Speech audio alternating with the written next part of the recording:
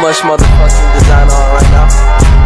Break it down, bring it back, make it clap. I got three old thoughts, new guap, wearing that thing. Bitches on my line, and you know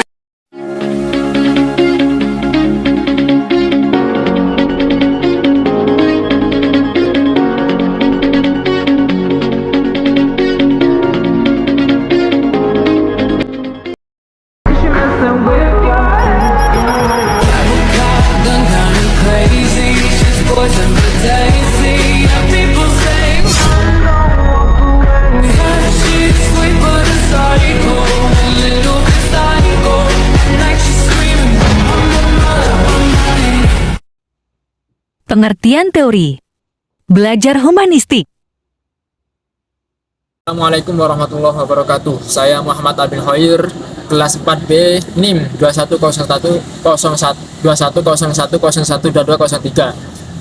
Saya akan menjelaskan tentang pengertian teori belajar humanistik. Humanistik secara etimologi adalah aktivitas jasmani dan rohani guna memaksimalkan proses perkembangan.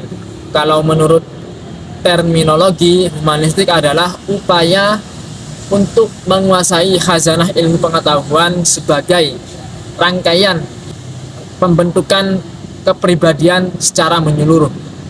Perlu diketahui bahwasanya pertumbuhan yang bersifat jasmani ini tidak dapat berpengaruh terhadap tingkah laku. Yang berpengaruh terhadap tingkah laku yaitu pertumbuhan yang bersifat rohani seperti proses pembelajaran. Menurut pandangan humanisme, manusia memegang kendali terhadap diri mereka masing-masing seperti kehidupannya dan perilakunya, dan serta berhak untuk mengembangkan diri mereka masing-masing. Dan juga menurut pandangan humanisme, tujuan dari belajar adalah untuk menjadikan manusia selayaknya manusia. Teori humanistik berupaya mengakui tingkah laku belajar menurut pandangan peserta didik, bukan dari pandangan pengamat. Dan juga humanisme meyakini bahwasanya pusat dari pembelajaran adalah terdapat pada peserta didik, dan pendidik hanya sebagai fasilitator. Penerapan teori humanistik dalam pembelajaran, hendaknya pendidik ini menuntun peserta didik untuk berpikir secara induktif, mengutamakan praktek dan menekankan pentingnya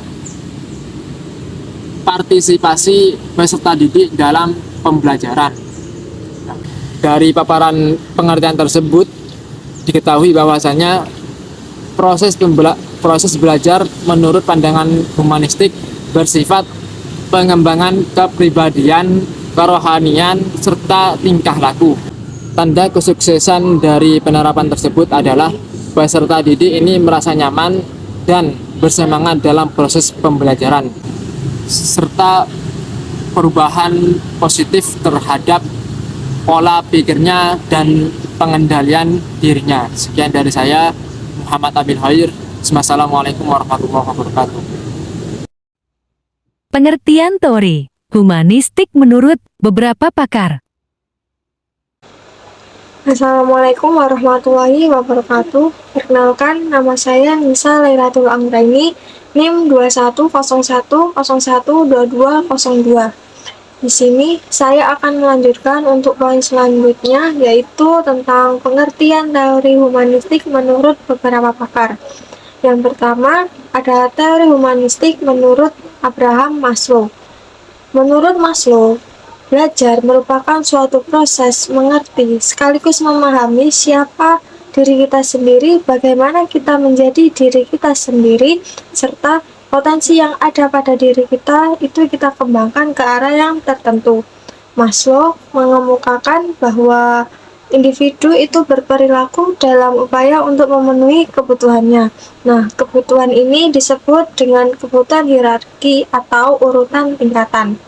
Maslow berpendapat bahwa dalam memenuhi kebutuhan itu ada 5, yang dimana kebutuhan yang paling rendah itu harus dipenuhi terlebih dahulu sebelum melanjutkan ke kebutuhan yang paling tinggi.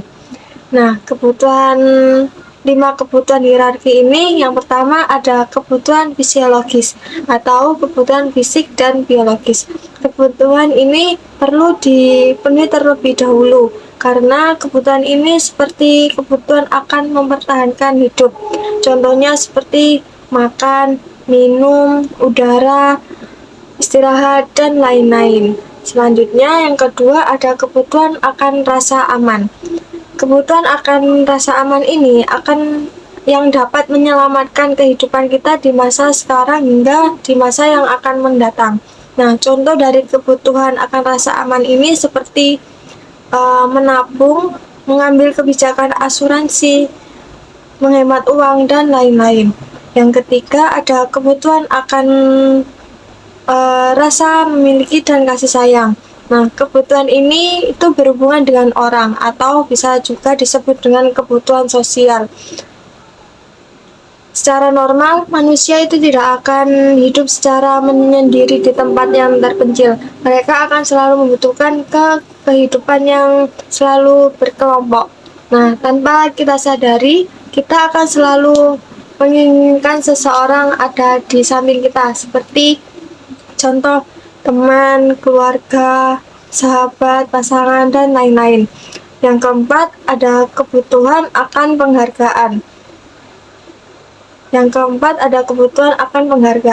Setelah melakukan banyak hal, tentu kita akan menginginkan sesuatu yang lebih.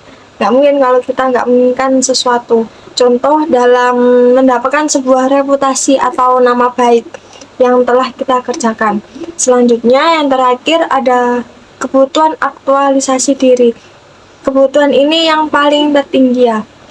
Aktualisasi diri itu menggali serta mengembangkan potensi yang ada pada diri kita, itu kita kembangkan sesuai minat dan bakat yang kita miliki.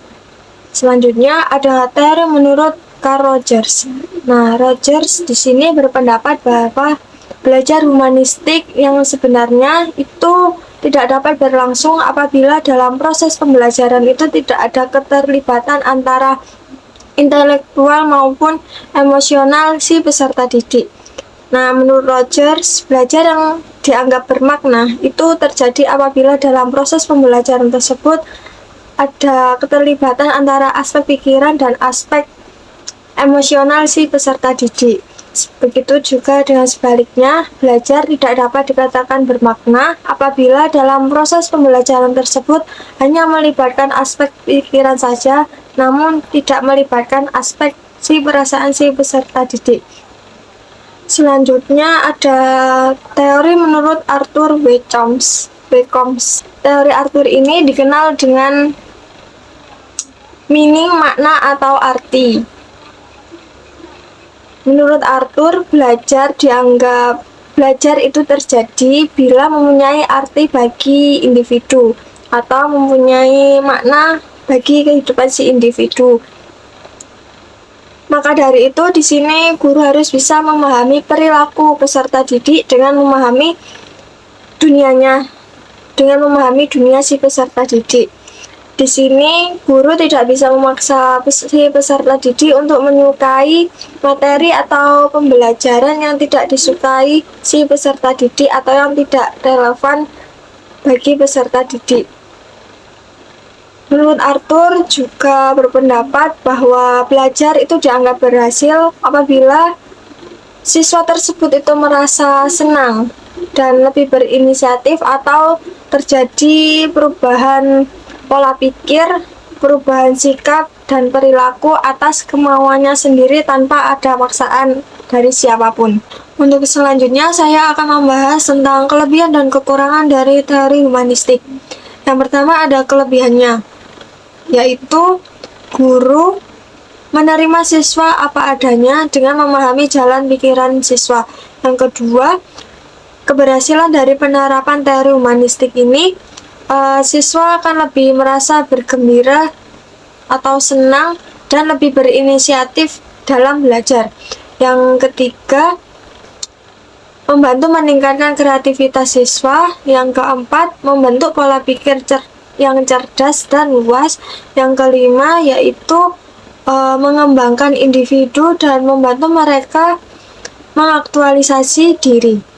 Selanjutnya ada kekurangan dari teori humanistik ini. Yang pertama yaitu teori ini akan memunculkan perilaku individualis. Yang kedua, bagi siswa yang malas dalam mengembangkan potensi dirinya, maka dia akan tertinggal dalam proses pembelajaran. Yang ketiga, fungsi guru dalam pertumbuhan karakter siswa semakin berkurang. Yang keempat dan terakhir yaitu akan munculnya perbedaan yang signifikan antara antara peserta didik satu dengan yang lainnya, sehingga akan timbul kesenjangan. Sekian, terima kasih. Wassalamualaikum. Aplikasi teori humanistik dalam pembelajaran. Baik, di sini saya akan menjelaskan tentang aplikasi teori belajar humanistik dalam pembelajaran. Aplikasi teori belajar humanistik lebih menonjolkan pada ruh atau spirit selama proses belajar.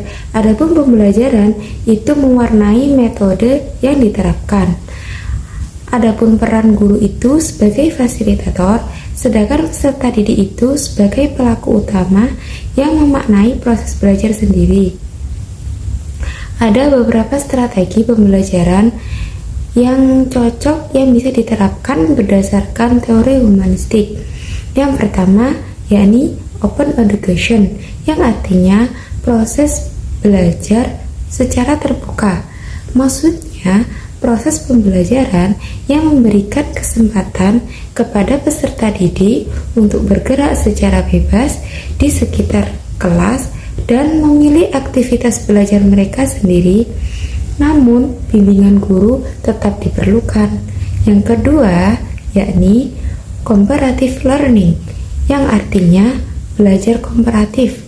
Maksudnya, pembelajaran berkelompok dengan bereksplorasi dengan siswa yang lain dan memberikan fondasi yang baik untuk meningkatkan dorongan peserta didik, dorongan prestasi peserta didik. Yang nomor 3, independent learning. Independent learning ini yang artinya pembelajaran mandiri. Maksudnya, proses belajar yang memberikan peserta didik menjadi subjek yang dapat merencanakan, mengontrol, mengatur kegiatan mereka sendiri secara bertanggung jawab.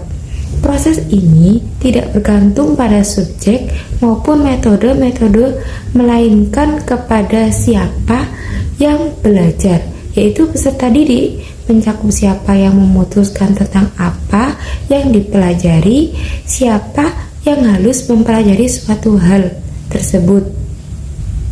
Ada juga proses pembelajaran yang umum dilakukan berdasarkan teori humanistik, yaitu diantaranya yang pertama, merumuskan tujuan belajar yang jelas. Yang kedua, mendorong siswa untuk mengembangkan kesanggupan siswa untuk belajar atas inisiatif sendiri. Yang ketiga, mendorong siswa untuk peka berpikir kritis, memaknai proses pembelajaran secara mandiri. Dan yang keempat, siswa didorong untuk bebas mengemukakan pendapat, memilih pilihannya sendiri, melakukan apa yang diinginkan, dan menanggung resiko dari perilaku yang ditunjukkan.